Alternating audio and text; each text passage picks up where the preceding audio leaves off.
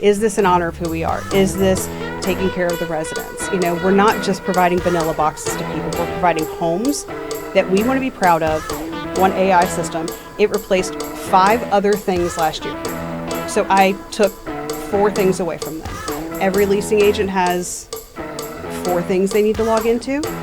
I'm not going to make it harder. It doesn't need to be. We make things so hard. Why? It doesn't do it and make it any better. You don't have a bad boss. You chose to go there, and you choose if you stay. Leasing agent becomes an assistant, becomes a manager, becomes a region. It doesn't have to be that way. Like, that was so 1995. If I expect that I'm investing in you because you're going to give back to me, I've gone wrong right off the top. Like, I don't train you, I don't believe in you, I don't encourage you because I want back from you. I want it because I believe in you and I want you to succeed. If I could get 6 months out of a great employee, this has been an amazing hire for me. I mean, fear is real. Like, fear is real. Like, I'm afraid you're going to leave. Well, you know, like, I'm afraid I'm going to stop you from being your best. And that scares me more. You know, I've never been foolish enough to believe that everybody's going to stay with me forever. But I do believe everybody stays a part of my life and a part of my story. And that means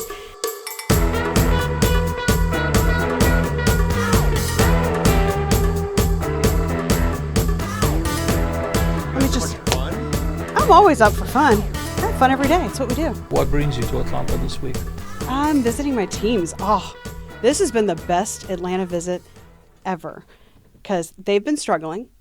It's been a tough market. It's been a tough beginning of the year, but they have just been killing it the last few weeks and really made some great strides. And so I flew down to just see their work and have them show me and be able to pat them on the back and just celebrate their victories with them. You're growing, right? You're actively looking to buy new assets in Atlanta? Yes. How many do you currently have? How many assets and how many units in Atlanta alone? We have 3 properties in Atlanta, 30 properties total within the company and the portfolio. I remember from a previous conversation that you mentioned you're looking at a certain type of property, certain type of profile that you do very well in certain markets. Talk to me about the investment philosophy. Like, what's your buying philosophy? It's not like whatever's on the market, we just buy it. You have a certain target. You're targeting potential assets in a certain way. What makes Acento different than most companies when it comes to investments? Absolutely. So like a bunch of different items there. So historically, we've been mid-Atlantic, Eastern Seaboard. Now we're expanding. And so, our goal in this next growth period is to really go nationwide. And so ultimately, we are workforce housing, always has been. That's not going to change. What we're looking for in assets is really, value add. And so, we want to look at properties that, in workforce housing, value add, come in and do renovations but ultimately just, it's the classic model. We're looking for, can we operate it well, manage it well, low turnover, high resident retention, great service, and just take care of the residents in place and give a good return to investment, and give a good return to investors. Value add. Most companies in the current environment do zero value add. If they were in process of doing like 3 years ago or 4 years ago, they shut it all down. There's nothing out there.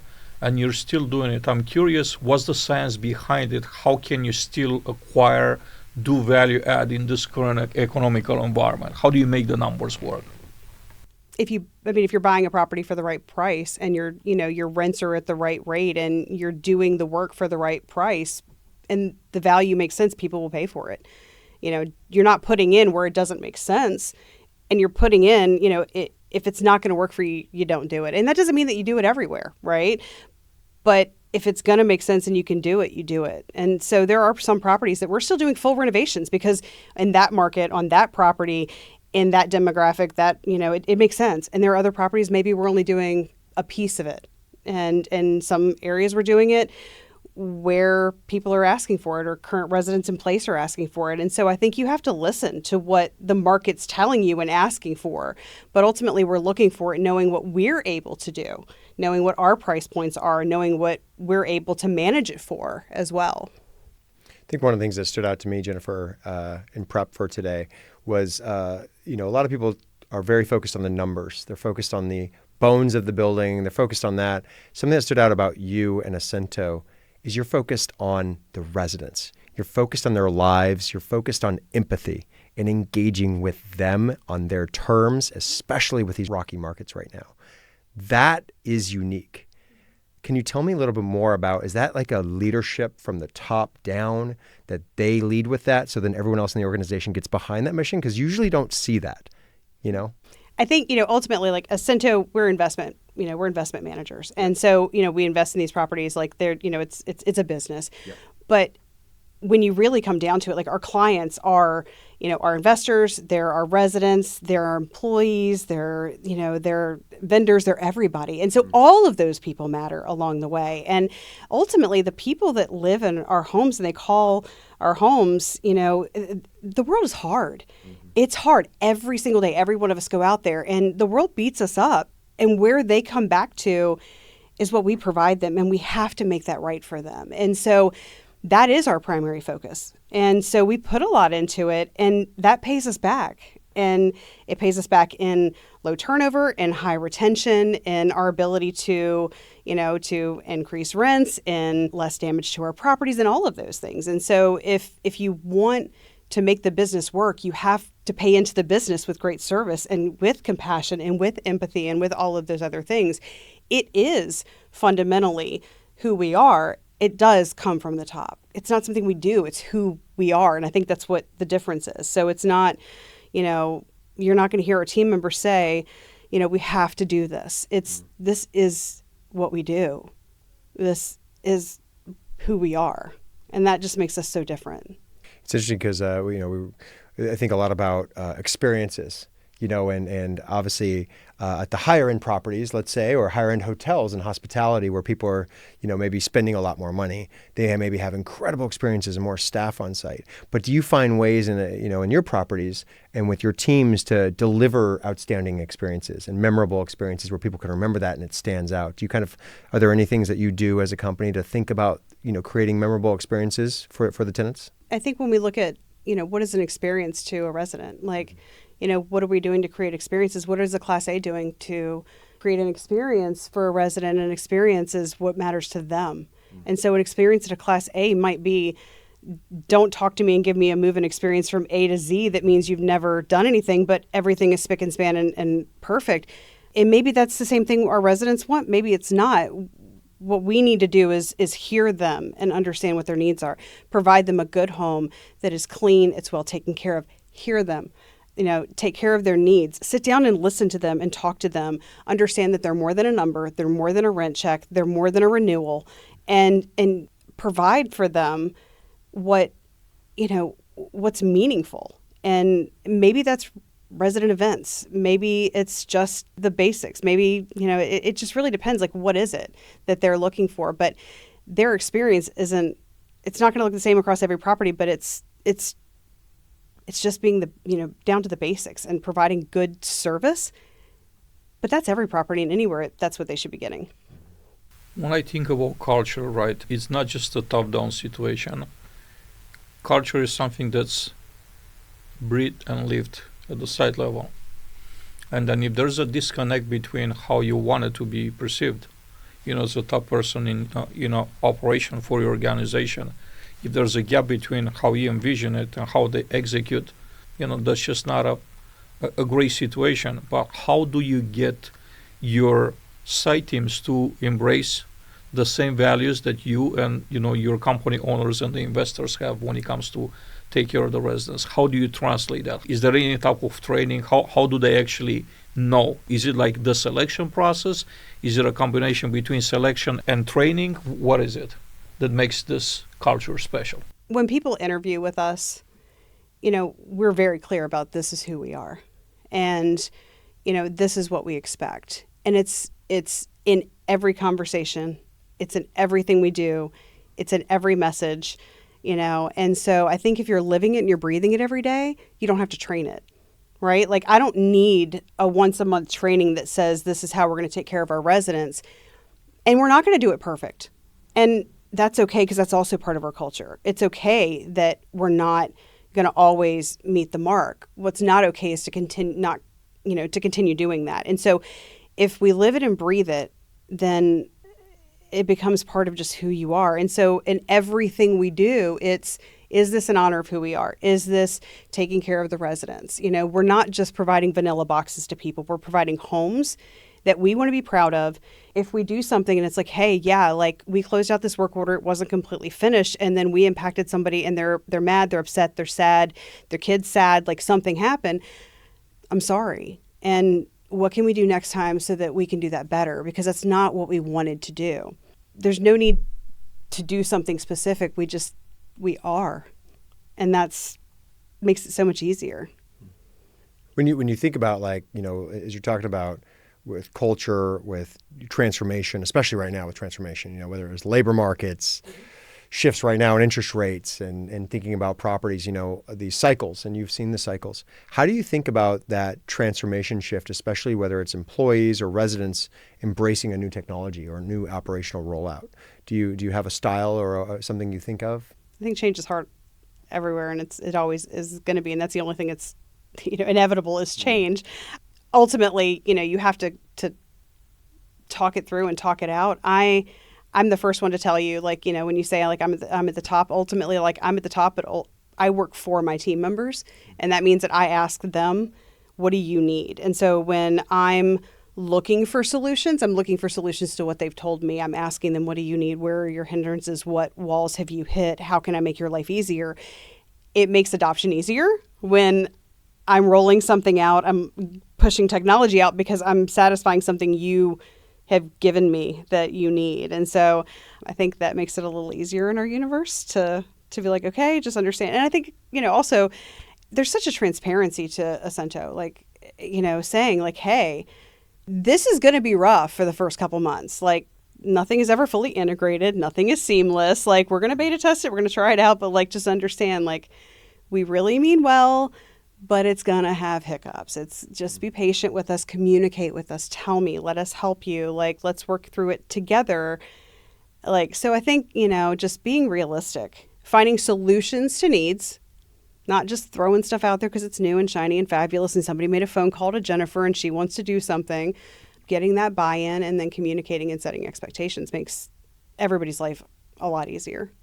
How do you approach technology from vetting new technology, implementing and looking what your current tech stack looking like, and how does that affect your on-site teams? I want to bring a little more context to this, a little bit more color to it. There's companies, and this is not an exception, it's kind of the norm from what we're hearing. They have an expectation for an entry-level employee, like a leasing agent, to be proficient in 60 plus different pieces of software. So I'm curious about your approach. I can't fathom that. I cannot fathom that. And I would never imagine that would be an expectation that I could expect. Our teams have it hard enough. They legitimately, every team does. Let's be real. When I started in property management, what our teams do now, I couldn't do. I am always astonished at what they get done in a day. And to stack on that all of the systems that I see, if I put everything into place that somebody reached out to me for, I couldn't get a real job done if I had to. And so the thought of them learning all of that stops me immediately. And one of the things that I've learned over time, and I have made the mistake of before, is putting every shiny thing in place because I thought it would help. And where that sentence goes wrong is I thought it would help. And it wasn't ever about me, and it's not. And I refuse to make the same mistake here that I've made before. And so, we don't roll everything out. We vet it. Realistically, the stuff that we're putting into place right now, we vetted last July. I'm not putting another thing into place, and there's nobody that will convince me otherwise this year, period. And the things that we put into place replaced other things. So we have one system we put into place this year, one AI system. It replaced 5 other things last year. So I took 4 things away from them. We have maybe every leasing agent has 4 things they need to log into. I'm not going to make it harder. It doesn't need to be. We make things so hard. Why? It doesn't do it and make it any better. And so, I can't speak for what everybody else is doing, but I think we're doing pretty great business in a world that doesn't have to be as complicated as we're making it. It sounds like, as you're saying, and I'm hearing this a lot, is what can we take off the plates of our staff, whether it's the maintenance team, service teams, leasing teams, operations teams, to either automate it, third party it, robotics, automation. What's your viewpoint? Have you looked down the path of robotics? Have you looked down the path of automation or self-service by residents? Are there certain things that you're excited about there? Or is that, as you mentioned, is that still kind of far off in your viewpoint? I don't know that it's in our, kind of workforce housing BC portfolio that's really, I think every time we put something into place, we have to be realistic and say, like, that cost has to go somewhere. So it's either hitting my bottom line or it's hitting the residents. And I'm not willing to put it to the residents, and I'm not willing to hit the bottom line. And so I'd rather impact in an area that it really makes sense. And to us, really, I don't believe that makes sense. I'd rather really impact a resident's life or one of our team members' day. So I can see AI impacting, and we did put that into place, and it has greatly impacted us and taken some things off their plate and assisted our residents as well. The rest, I don't know that it works for us, whereas I can see it working really well for other organizations and demographics and, classes of properties. AI is moving at a speed that, we never seen anything technology like in our lifetimes or ever in our history. So the way I'm seeing, AI evolving and affecting, I think mostly in a positive way, the society in general, and also our industry is not going to make an exception. It's going to be very fast, significant impact that's going to make. I'm thinking about, for example, not in a future distance, but somewhere like maybe it's being built as we speak, specialized agents, AI agents that will provide customized training and advice based on each position, not only at the company level. Not if you're Jennifer and you're a leasing agent at a 100 unit property, you're gonna be trained the same way as Jimmy that works at a 700 unit property down the street, because you're going to be wearing many hats, while Jimmy is gonna have a lot of help, probably like a customer service person, probably like some other assistance that you don't, because the budget doesn't support that. Do you see that happening? Do you see that coming? Or do you know of any solutions that actually down the pipeline actually ready to be deployed to do customized help for each one of your employees? That sounds exciting. I don't, but I'm always intrigued when I talk to you and you bring those things up. I think it sounds interesting. I don't. I see out there, like, not specifics, but I see things taking shape, right? The agents, I think, are going to play a big role. We're playing a lot with ChatGPT, which is a large learning model, and that makes a huge impact in our lives. In my personal, I could say an incredible difference. But these AIs are going to be trained to be like very, very specific, tailored towards Jennifer's needs, not a generic position, generic leasing agent. They're going to make it for you. They're going to be like a AI body for you that will follow you everywhere around. All you need to do is to using your voice to speak at your phone, and then ask them a question about what should I do in this situation. Based on who you are and the information they have about you and about your job, they should be providing like custom advice, specific, not just a generic. Can you try this? Something that's very specific, that chances are is going to hit right where you need it to hit. I think we see similar to that in like ChatGPT. If you're using it or those things, and like it learns the questions you ask and the things that you like and whatnot. But we're also seeing that in like even in our AI, like what we're using with AI systems is in leasing and maintenance and collections, and it is learning our trends, it is learning our things. And so you're right, like when you say it that way, where I am seeing that in those areas. I hadn't thought about that in the employee factor, but we kind of look at these AI systems now. We've named them, and so we've got our our Lisa and our Tim and our Bill, and like they're team members of Ascento, and so like we do see them evolving in those positions based on like what's happening. So I can see that in the future. Yeah, definitely on that point around the BI intelligence tools of being able to pull what's relevant for an asset manager versus the leasing and marketing team versus the customer experience, resident experience, feedback, and then, of course, like on-site maintenance teams. So those dashboards are definitely different. I think the other thing is interesting to get a take on is, have you gotten feedback? Because one of the things I'm curious about is like the usability like someone who's always on their computer versus like a service technician on site who's probably on their phone and doesn't have the time to log into something. So have you found, that's some of the feedback like I think you were mentioning earlier, is like how easy it is for someone on a team to use a system?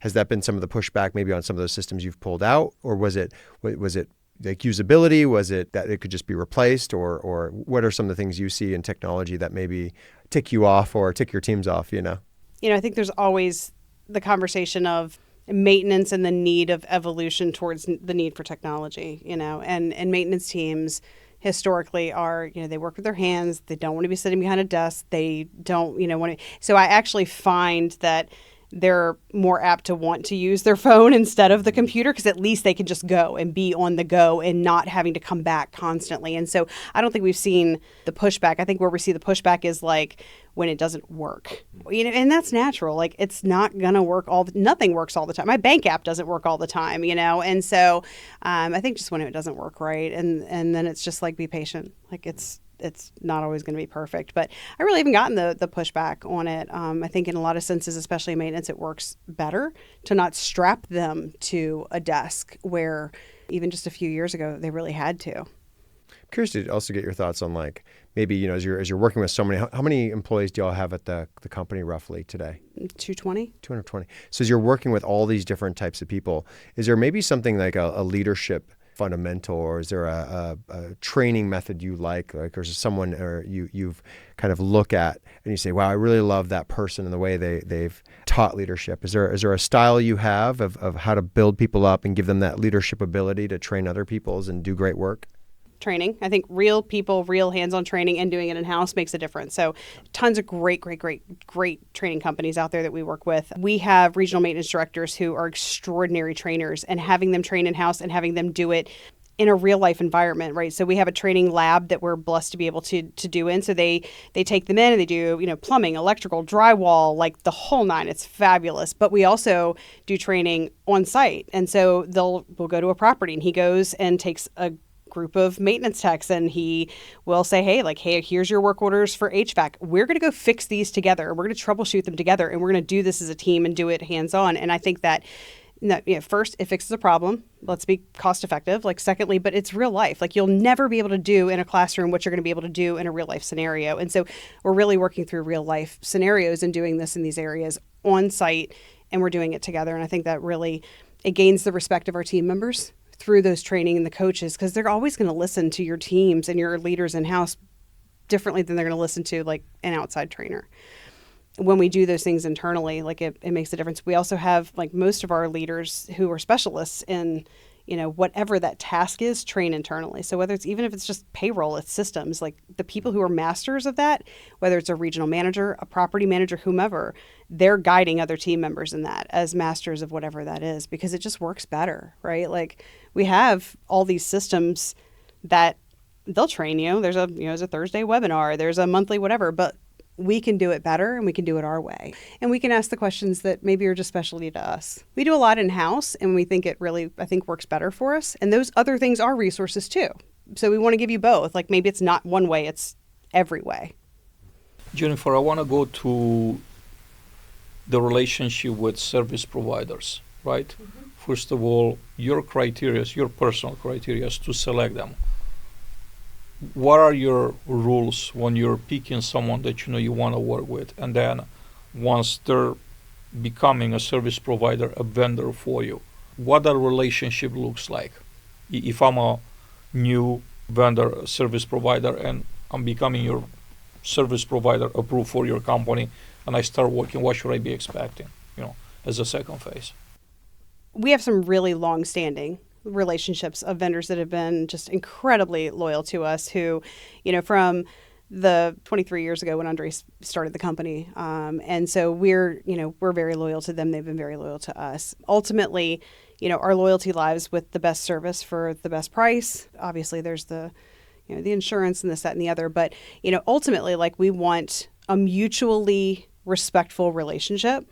Vendors are vendor partners. And so, we need people and want people who are going to come in and take care of us the same way that we will take care of them. And so it's making sure that they're doing quality work for us, that they're doing work that they, for us that they do in their house, that they do work for us that they do for their family. We're going to pay you well.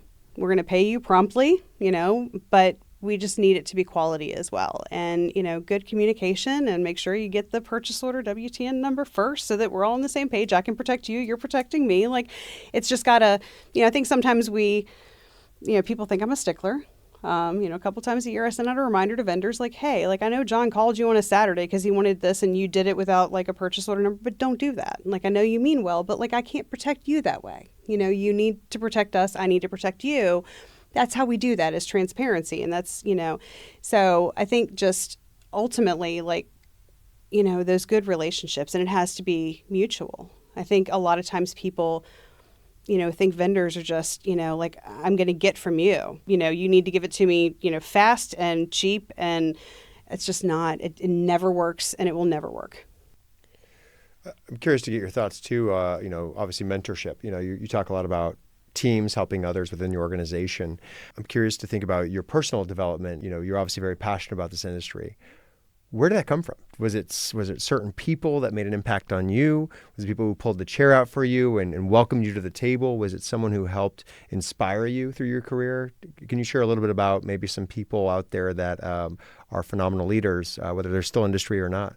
I think I've told the story like 8,000 times, and I never get tired of saying is, like, I'm probably one of the rare people that was just born into it. Like, so my mom, was a property manager from well before I was a concept. And, so ultimately I give her first credit. And, from there, I think I've chosen to work for good companies, and I've chosen to work for good leaders. And when I say that really very intentionally, because I think not enough people choose who they work for, and they feel like they have to be chosen.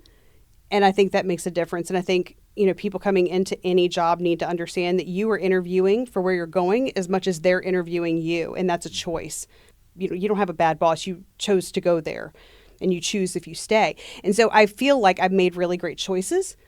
I mean, I have several. I have people who chosen me and given me an opportunity. I have people who have chosen to invite me into, leadership rooms. I have people who, when I asked for a seat at the table, heard me and allowed me in, and even welcomed me in, and that over time asked me for my feedback once I was there.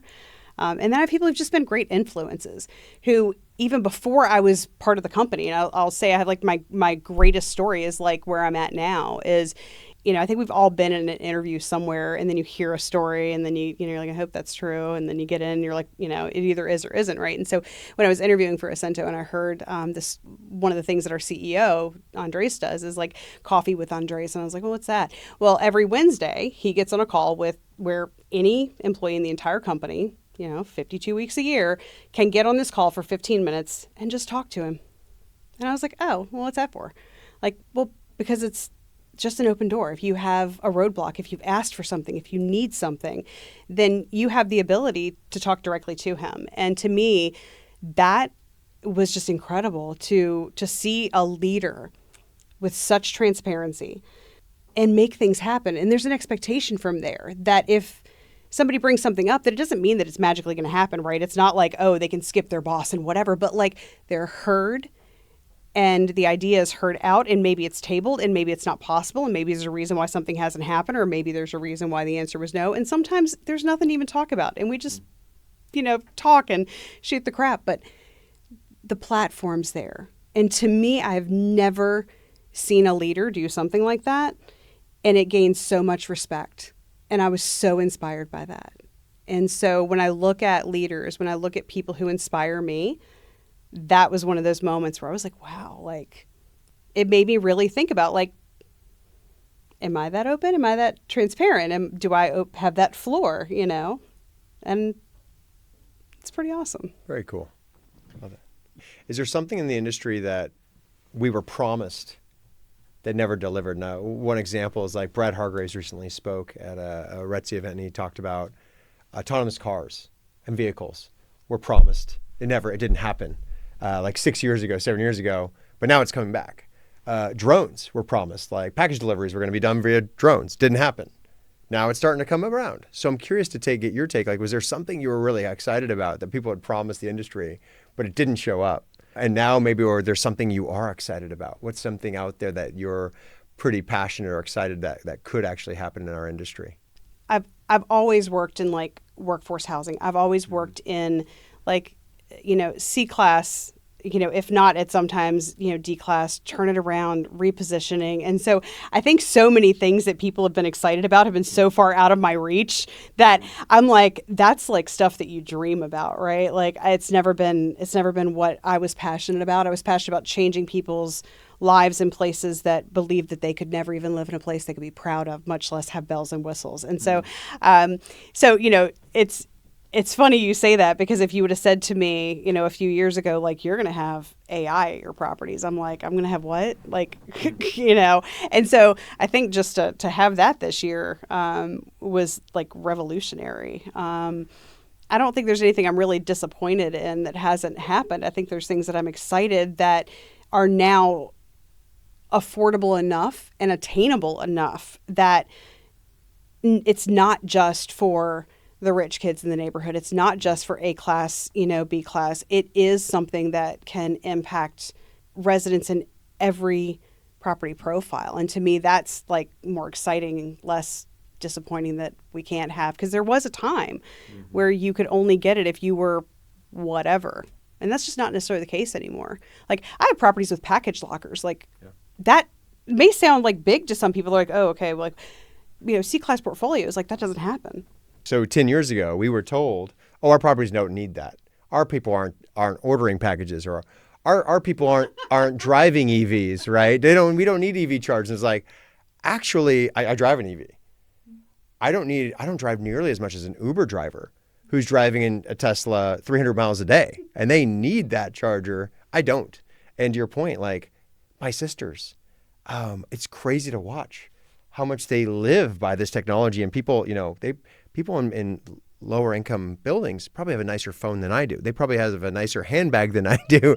They probably wear nicer shoes than I do, which is incredible. So to your point, you're right. There's more information than ever for these folks. So it's really interesting that an ability, because they get to choose how they spend their money, how they save it, and we don't know. Looking at that, and it's funny you mentioned that. I didn't even thought about that. I'm like, wow, we do have 2 properties with EV chargers, which I never thought. When we started talking about that, I was like, oh my gosh, this isn't like, why are we doing that? And it's, of course, there's grants and funding and things like that. And so, but does it get used? It does. Yeah. It's like, it so does, and it's so exciting. And that's part of like our impact initiatives. But there's a lot of great technology out there. And again, the more things become affordable, the more the things then we're able to do those things, and then to the benefit of residents. But yeah, there's, tons of programs now have. A few years ago, we had to buy 5 different programs to run an application and protect people, right? So like it was, we're looking at, identity, is this person a real person? Is this person have this real job? Are these pay stubs real? Is this, and now, so many of the things that we have in place do multiple things. And so I think the greatest thing is technology becomes more affordable over time. And so there are, we're always looking to make sure that the business we're doing is solid business and that it's valid business. And so it's become more affordable, which is great. Disruption. We're seeing quite a bit outside of multifamily.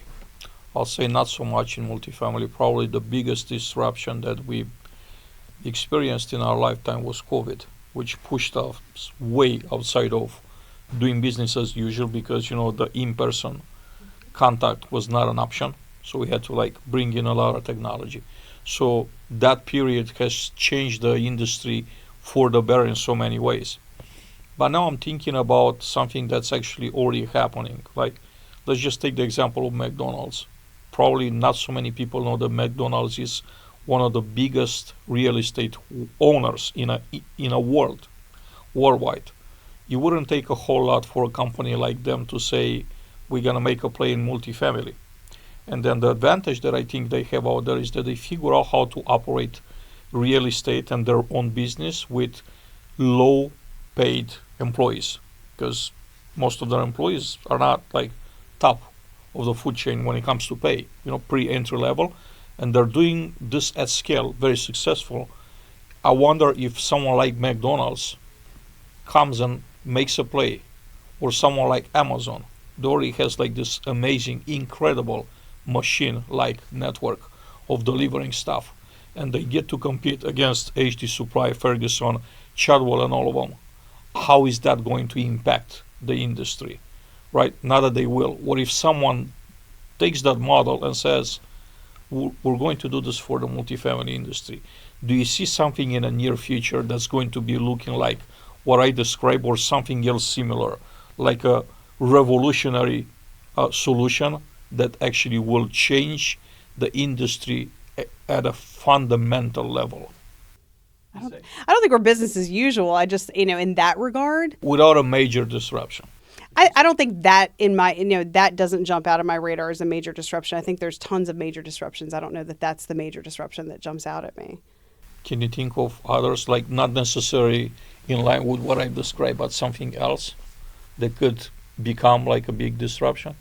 I mean, I think we're already in the middle of a major disruption. I think we're sitting in the middle of, where, like, while COVID may have been the disruption that kept us home and changed how we did business in one way, I think, right now we're in one where, you can't find a person in multifamily that's not talking about how regulations and politics and everything else, and I won't go down there, but you can't find a person who's not talking about how that and jurisdictions, government, politics, what have you, isn't driving the controls and what we can do on our properties and in our companies, but then, tie that to inflation, tie our hands, and, how we're doing business completely has changed, and it's not getting better, it's getting worse. And the voices of our industry now are really getting louder than they've been in a really long time. And so while I don't necessarily think that it's not, global disruption as COVID was, I definitely think it's industry disruption.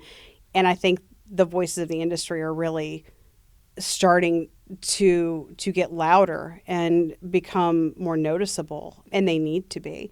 And so when I think disruption, that's what I'm seeing, that's what I'm hearing, and that's what I really feel is coming down, because it can't continue. It doesn't make business sense anymore. And we're not far away from when that just doesn't balance anymore. And you can't buy, you can't maintain. Properties can't keep going to banks and can't keep not making money. Vendors can't not make money. It just doesn't make business sense anymore. And so to me, when I look at business disruption, that's what I really feel like we're on the cusp of easily. I think servant leadership is everything. I've never been foolish enough to believe that everybody's going to stay with me forever, but I do believe everybody stays a part of my life and a part of my story. And that means those people come back around, right? Like, if I expect that I'm investing in you because you're going to give back to me, I've gone wrong right off the top. Like, I don't train you, I don't believe in you, I don't encourage you because I want back from you. I want it because I believe in you and I want you to succeed. And that's just my philosophy, right? And I believe the same thing of my team members. I don't want them to build their teams because I want them to just be good leaders. I want it because I want them to build their teams and whatnot. And so, I find that, I have team members who work with me now that have worked with me for 4 companies. And I like to think it's because I believed in them on day one, and because I've put into them because I wanted them to do their best and be their best. And so I encourage them to do the same. If you lead because you want to be good, then you're making it about you. And it's not about me. I want to see them successful. I want to see them thrive. I want to build leaders. I want to build people who, even if they don't want to be a leader, just want to be best at where they are. And I'm okay with that. Like, it's not about me. Like, I have to be okay with it because they're okay with it. And so to me, it's just encouraging my team members to believe in their teams and to really communicate. Like, coach your teams, know who they are, know where they want to be, and help them get there. And if you do that, you've built relationships, and those relationships just go so far. And, would I love to think that my team members are going to be with me for years and years and years? Yeah. But what I really want is for them to be where they need to be. And ultimately, sometimes they go. Thankfully, sometimes they come back, but it's not about me. It's about them being amazing. And if I have some part of that journey, I sleep so well at night, and I'm blessed to be part of that journey. I mean, fear is real. Like, fear is real. Like, I'm afraid you're going to leave. Well, like, I'm afraid I'm going to stop you from being your best. And that scares me more. It scares me more. It scares me that one day, you're going to be mid-career and I had some part of holding you back. It's like I'll tell people, I had at our holiday party, it made me so sad. We had a manager who was only with us for like 7 months. I mean, and she was just like, and I know we've all done it. We've hired somebody and they're just killer on day one. And you're like, oh, like, I don't, and you just know you're like, I either have to find something really good really fast, right? Or like, and it was just, I remember saying she gave notice and she just got an amazing opportunity. And I felt like I was so blessed she was at this property for 7 months. And I just remember saying to her, I was like, keep my number. We're always here. But God, I wish you the best. Like, it was so cool having you here for 7 months. And, she'll be back in my life again. I saw her not just a few months ago and she's like, oh, I'm doing great. And I love it. I was like, just keep killing it. Yeah, I love that you say, you've been grateful for the 7 months. I think there's still a standard out there. Not sure, what really drives that in 2025, but looking at certain employees that are job hoppers because they don't show at least a 2-year at a time tenure with a company. And I'm of the same opinion. I've been saying this for years. Like, if I could get a good employee, if I could get 6 months out of a great employee, this has been an amazing hire for me. I truly believe, like I truly mean it, is not a joke, because you can't really expect to live in, our parents' era where they started with a company and, they got retired, maybe got a golden watch or, or a plaque or something like that as a thank you for your service after 4 years of service. That's just not happening. Like, we're going to have probably in our lifetime and our children too, probably 40, 50 jobs or more.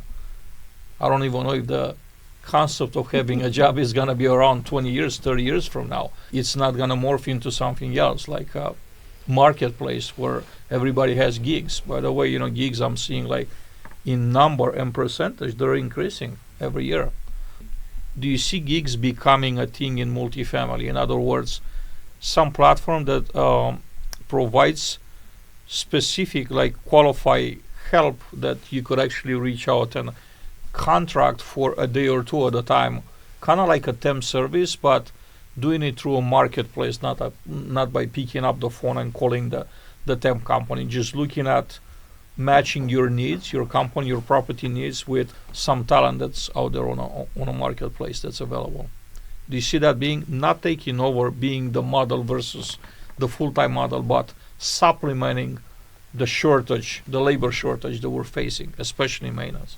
Acento has a really amazing track record of long-term employees. And I think that, that ebbs and flows, right? Like, so we have a staple group of people that in really low turnover, which I think is fabulous. And I think part of that is because we communicate and coach so well. So like, hey, how are you feeling? Do you feel fulfilled? Like, where do you want to learn? What do you want, a challenge with? Do you feel like you want to move up? Oh, no, you don't. You really want to kind of move to something different. Oh, like, you don't want to be a manager. You want to be in marketing. Like, so I think we do a really great job at challenging people or listening to people. And I think retention with us is really high because we hear people out, we keep them challenged, or, we don't make the assumption that the classic, like, leasing agent becomes an assistant, becomes a manager, becomes a regent. It doesn't have to be that way. Like, that was so 1995. I do see what you're talking about. Like, we are probably at the lowest right now in vacant positions, but that's right now. And just 3 or 4 months ago, we did have a lot of open positions, and there were vendors that we didn't hire temps with, but like we went to, and it wasn't a marketplace. But I think that, if I'd had a marketplace that I could have gone to, I would have utilized that, because as much as I value my temp company relationships, they aren't necessarily sufficient for what I need all the time and in every circumstance. And so I can see that being something that if it were available, I would absolutely use. And we're seeing a shift too of not just, we used to have a temp company and they would come in and they do whatever you wanted for that day or that week or that whatever when you had an open position. And now we're seeing more of our kind of, our painter or whomever now has a guy that will also do these other 5 different things. And so now I'm not necessarily going to our temp company. Again, I say, like, I value them, but like that I can go to my other company and they're they're doing these I can hire them to do a multitude of things. It just looks a little different. So I definitely see a shift in maintenance, especially where I think we had a deficiency in maintenance for a while there, because people, especially like, why come here when I'm going to call you out at 2 a.m. for a toilet? And you can go make a lot more money for a plumbing company if you're going to be dealing with a toilet. I think we're seeing shifts now, and I'm seeing people come back to maintenance. And I think benefits and pay and whatnot, we've had a reality check, and we've maybe not taken the best care of maintenance. And now we need to do a better job, and we're seeing it kind of level out. But I'd love to see a shift and see a kind of marketplace option. I think it'd be interesting. You'll be one of the first people that I'm going to knock at the door. I'll give you a call. Hey, I am one of the most loyal people. I will absolutely call me. Please call me. Absolutely will. Jennifer, amazing conversation. Thank you so much. It's been a real treat having you on with us today. Thank you so much for making time out of your busy schedule, being in Atlanta, visiting properties, having other stuff other than just Atlanta to worry about, and making time out of your busy day to actually sit down with me and Chris means a lot. Thank you for having me. I appreciate it. I'm I love excited the to have time. you on again soon. This is Absolutely. so much fun. Yeah. Thank you. We could make this a regular thing. You let us know what's new at Ascento. Every 3-4 months, you pop in. We just sit down and have a chat. And by the way, if there's anyone on your team you want to show off or whatnot, we're always happy to do that too. So. Don't tell me. I will praise my team every day of the week. I have nothing but rock stars. So, you guys are great. Yeah. You got it, of course. Thank you. You're awesome. Thank you.